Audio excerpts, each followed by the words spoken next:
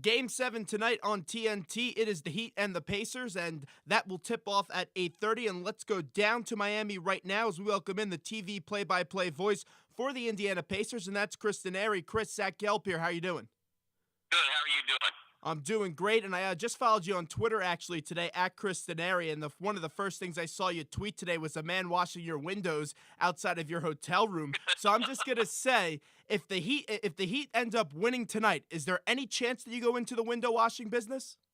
No, not at all. I hate heights. I could never do what he did. He was so comfortable up here, 21 floors above. He even pulled out his phone and made a phone call. I'd be scared I was going to drop that phone down below. So no chance. I'll take talking for a living over washing windows on a big building. How have you enjoyed Miami? I've actually been to both Miami and both Indiana in my lifetime, but Miami is great with Joe's Stone Crabs and all the nice places to eat down there. Yeah, it is. We're on Biscayne Bay, so we're downtown. We're about 5 minutes from the arena, so we have stayed at South Beach before, but we don't stay there now. These trips really now are so short. We came in last night. By the time we got to the hotel, it was about 7 o'clock. I do a post-game show on Fox Sports Indiana after every game, and am a part of the pregame show on radio. So I did all my work, went to shoot around today, and now just getting ready for the game. So not a lot of sightseeing time at this time of year.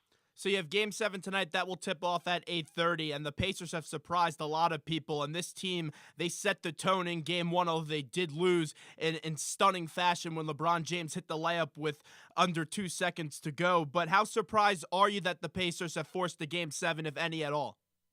I'm not really surprised. I think this is a very confident team. They wanted this matchup with the Heat from day one. They felt that they were capable of beating them a year ago. I think they believe it more this year just because they're a year older, a year wiser. They've played together longer. So, no, I'm not surprised. I think nationally a lot of people are surprised.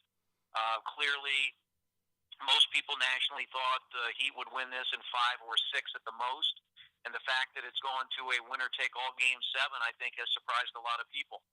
I think they just take after their head coach and Frank Vogel, and he's very confident. And you saw him even in that Game 1. He was saying, we're going to win this game in the huddle. And I remember when Frank was coaching here in Philadelphia as an assistant in 2003 and 2004. Tell me a little bit about what he does as a head coach, covering him on a daily basis. Well, I think the thing that he does is he is so positive. When he took over as the interim coach 2 years ago, from day one, he said this is a playoff team. And at that point, they were 10, 12, 13 games under 500, and that, I think, was the last thing on anybody's mind. But they were able to squeak into the playoffs, played Chicago in a 5-game first-round series, got some experience under their belts. A year ago, won a playoff series for the first time in 8 years, and then played Miami in the semifinals. And then this year, they take it one step farther with wins against Atlanta and New York, and now on the doorstep of going to the NBA Finals for just the second time in franchise history. So it all starts with Frank and his belief in the players, and then the players' belief in Frank, and that's been the really neat thing to see. The other thing is he changed the mindset of the team. They got back into more of a defensive, physical mindset instead of being a finesse team, and I think that's been a big reason why they've been so successful. Chris Denari, the television play-by-play voice of the Indiana Pacers, joins us. Zach Gelb here, WHIP Radio in Philadelphia. And Chris, the most shocking part about this series has been the lack of play from one Dwayne Wade and Chris Bosh. What have the Pacers done well defensively against those two guys to make them very quiet in this series? I think be physical with them. You understand that Dwayne Wade is not 100%. I guess the thing you worry about tonight is he's a capable player. He's been an all-pro player and an MVP caliber player in his career. So you know that this guy's a winner. He's won 2 championships. So you can't take lightly his ability to get back into the game, get back into the series. I just think you have to continue your physical play. You cannot stop LeBron James. You've got to try to contain him, maybe keep him off balance. I'm anxious to see. I think that the opening 5 to 8 minutes will tell us a lot about the game, how the Pacers come out, how aggressive they are defensively. Can they control the boards? And does LeBron James look to take the game over early, or does he try to get his teammates involved? I just think we can all predict or speculate what we think might happen, but I think until that ball is tipped, we really don't know what mindset either team is going to have. We sure hope from an Indiana perspective that they have the right mindset. I just don't know how Miami's going to come out and how they opt to play the game. That's the problem with Miami. You just don't know what team is going to show up. And LeBron has been sensational in every game of this series, but he does need that help. But I asked this question to Mike Breen earlier in the day, so I'll ask it to you. Let's say if it's clear early on in this game that Wade and Bosh aren't bringing much to the table, who's that one player other than LeBron that will need to step up if Miami is going to win this game tonight?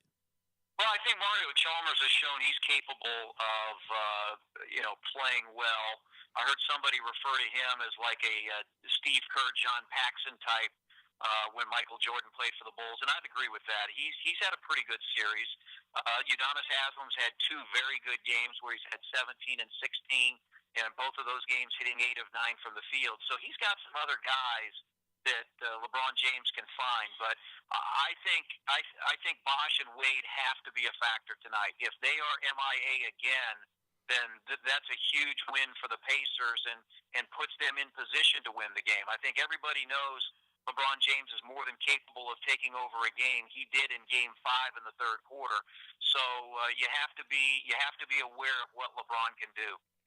I applaud the NBA for suspending Chris Anderson. I thought what he did was just disgusting up against Tyler Hansborough, and he missed Game 6, but he's back tonight for Game 7.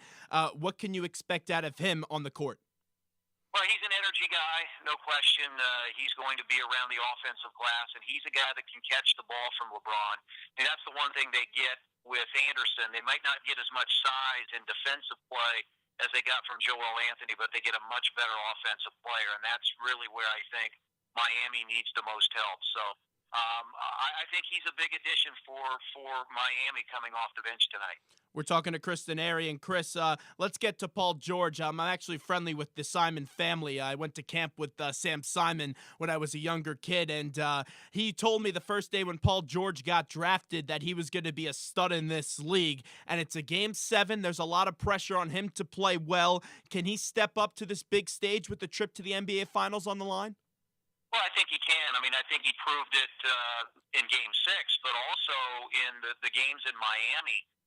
He played very well. He's had 3 20-point games here at American Airlines Arena. He scored 27, 22, and 27. So I saw where ESPN.com has a story on Paul up right now that he is the real deal, and I totally agree with that. We've been talking about that throughout the course of the year. And I mean, he's a guy that I think more people will get to know next year. Well, they've gotten to know him here in this playoff run. If the Pacers can go to the finals, they'll really know him, and they'll know him a lot better next year because I can guarantee you the Pacers will have a lot more national TV next year than they did this year in the regular season. So he's the real deal. He is a spectacular player and somebody that the Pacer fans are really glad they're going to have around for a while. No question about that. Another player that has looked great in these playoffs has been Roy Hibbert, the big man down low. The Heat have had no answer for him so far in these playoffs. And I remember when he played for Georgetown and he had trouble getting up the court and he fell late into that first round. I think he went 17th overall. But the progression of Roy Hibbert, it's been remarkable. Oh, he probably has, if you were to look at anybody in NBA history, he's had to have as much of an upside after a college career than anybody. His improvement has been terrific. He's a good person, a good man, good young guy. You know, it's too bad with what he said after Game 6, and he paid the price. He's paying a $75,000 fine. And I think that's very fair. I think David Stern got his attention. And Roy is apologetic. That's just the person he is. I know he meant no harm by it, but it's something he said, and he's got to pay for that. But I don't anticipate that's going to affect him at all tonight. I think he is going to come out. He's been very confident in this series, and I think that will continue tonight. Chris, final one here right before we let you run. We talked about Hibbert. We talked about Paul George. Give me one more player for the Pacers that need to step up tonight if they want to win. I'm going to go with David West. How about yourself? Well, I like David, no question, but I still think the key into all these games has been the play of Lance Stevenson and George Hill. I think when they are consistently aggressive in the game, both on offense and defense, that's very important for this team. They cannot do what they did in Game 5 when Lance had 4 points and George had 1. They have got to be combined somewhere in double figures and also doing a good job defensively. So I really think those two guys are critical for Indiana tonight. Chris, we appreciate the time. Thanks so much. Best of luck to your team tonight, and we'll talk to you again down the road. All right, thanks so much. Chris Denari right there. We'll take a quick break, and we'll be back right after these short messages.